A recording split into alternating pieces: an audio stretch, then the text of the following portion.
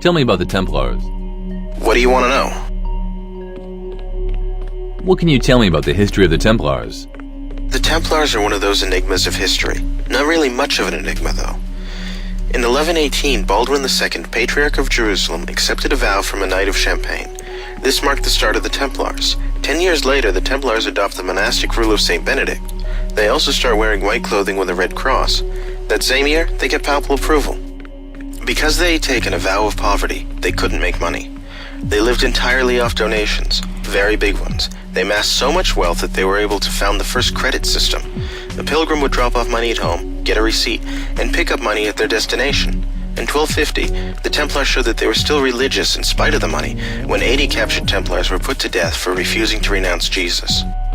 Then the Europeans were kicked out of the Holy Land in 1291. 13 years later, Philip, King of France, wanted the Templar stuff and, with the help of the Pope, arrested all of the Templars in France.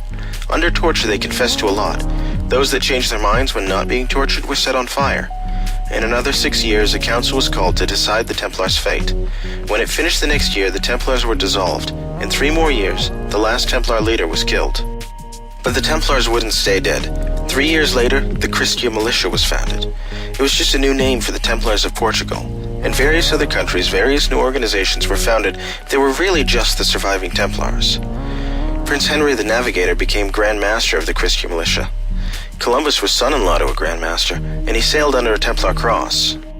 History says that they went into decline and disappeared.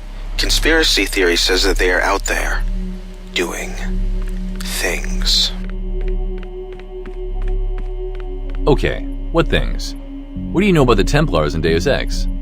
Not much. They were allied with the Illuminati, very rich, and mostly destroyed by UNATCO a year before the game takes place. The operation was personally headed by Joseph Manderley, leader of UNATCO at the time of the game. There were originally meant to be Templar guards in the Templar Cathedral in Paris, but they were cut from the game as various elements of the plot were cut out. We really don't know all that much about the Templars. They were connected to the Rockefellers and the Rothschilds, which in turn connects them to other things, like the Illuminati, which we already knew. They had power, they lost power, and some members managed to escape it. That's it. That's all. Alright, what about the real history of the Templars? The Templars are one of those enigmas of history. Not really much of an enigma, though.